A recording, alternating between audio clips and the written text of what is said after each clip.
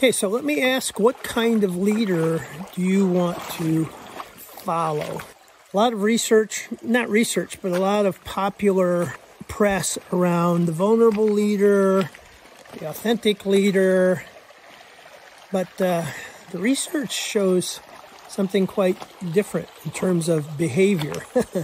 So there's something called the preference fallacy. And the preference fallacy is when we kind of go along with the crowd. We express what the crowd is thinking or saying, but inside we're holding in a different opinion. And when asked to choose, we actually choose something quite different.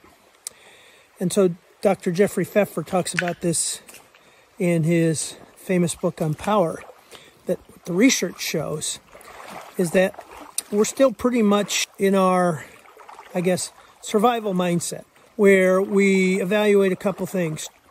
Trust or distrust, those are immediate. And secondly, win or lose. Is this leader going to be successful or not?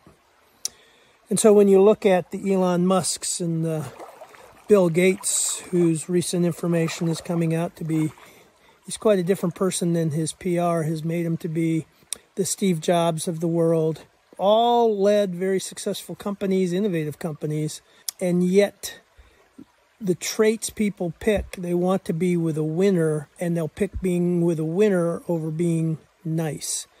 However, there are lists of people who've been effective in both areas. The Herb Kelleher's of the world, as Jeffrey Pfeffer talks about, Bob Chapman, who I've met, who wrote the book Everybody Matters with Barry Waymiller, other great culture companies, but those are more the exceptions than the rules. So let me ask you this.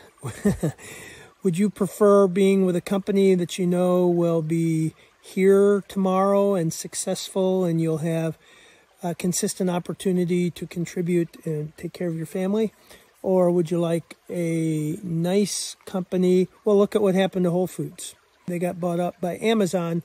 They had a great leader, entrepreneur, but in the end, the inability to make the tough decisions led to that company's demise. So, interesting dilemma. I know I have the preference bias. I would prefer to work with an authentic leader. I've worked with some, and I've worked with others, and that's an interesting dilemma. Who would you pick?